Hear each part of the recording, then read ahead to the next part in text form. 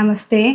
2026 വിഷുഫലം. രോഹിണി നക്ഷത്രക്കാരെ സംബന്ധിച്ച് ഈ വിഷു ഏറ്റവും നല്ല സമയത്തിലാണ് ഈ ഒരു വർഷം നമുക്ക് പോകുന്നത്.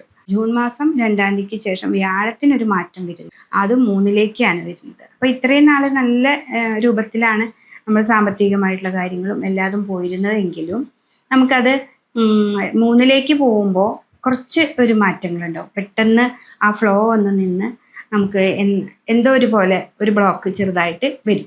അപ്പോൾ അതിനെ മറികടക്കാനായിട്ട് നമുക്ക് വിഷ്ണു ക്ഷേത്രത്തിൽ പോവാം. അതേപോലെ ഗണപതിക്ക് കറുകമാല കൊടുക്കുക. ഗണപതിക്ക് ഹോമവും ഉണ്ട്, അതേപോലെ മാലയും നമുക്ക് സമർപ്പിക്കാം. അപ്പോൾ ആ വിഘ്നങ്ങളൊക്കെ ഒന്ന് മാറിക്കഴിഞ്ഞാൽ, അപ്പോൾ ആ വ്യാഴത്തിൻ്റെ ഒരു മാറ്റത്തിൽ കുറച്ച് അങ്ങടും ഇങ്ങടും ആയിട്ട് നമുക്കൊരു മനപ്രയാസങ്ങളോ വേണ്ടാത്ത കുറച്ച് കാര്യങ്ങൾ കേൾക്കുകയോ അങ്ങനെയൊക്കെ ഉണ്ടാവാനായിട്ട് ചെറിയ സാധ്യത. അപ്പം അതുകൊണ്ട് തന്നെ 3-ലെ വ്യാഴം നമ്മളെപ്പോഴും ശ്രദ്ധിക്കണം. 3-ലെ വ്യാഴം എന്ന് പറഞ്ഞാൽ മുറവിളി കൂട്ടും എന്ന് പറയും. അപ്പം അതിൽ കുറച്ച് നാൾ, അതായത് വ്യാഴം ജൂൺ മാസത്തിന് ശേഷം കുറച്ചൊന്ന് ശ്രദ്ധിക്കണം. രോഹിണി നക്ഷത്രം ബിസിനസ് അതൊന്നും ഒരു വിഷയമില്ല. ലാഭസ്ഥാനത്ത് ശനിയുണ്ട്.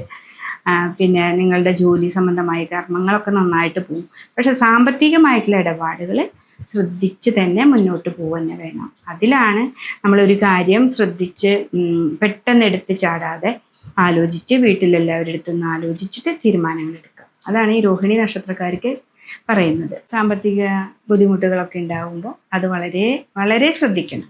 അപ്പോൾ അതിൽ ഗുണങ്ങളുണ്ട്, അതുപോലെ തന്നെ കുറച്ച് ദോഷങ്ങളും ഉള്ള ഒരു സമയമാണ് ഈ വർഷം രോഹിണി നക്ഷത്രം. അപ്പോൾ അത് മനസ്സിലാക്കിക്കൊണ്ട് നമ്മൾ മുന്നോട്ട് പോവാം.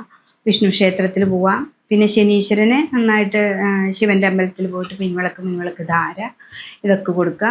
ഒക്കെ ആണെങ്കിൽ നമുക്ക് മുൻകൂട്ടി നമുക്ക് എന്താണോ നമ്മൾ പറയുന്നത് അത് പെട്ടെന്ന് ഇരുന്ന് ചിന്തിക്കാനും നല്ലൊരു വഴിയിലൂടെ നമുക്ക് സഞ്ചരിക്കാനും ഈശ്വരാധീനത്തോടു കൂടി തന്നെ മുന്നോട്ട് പോകാം.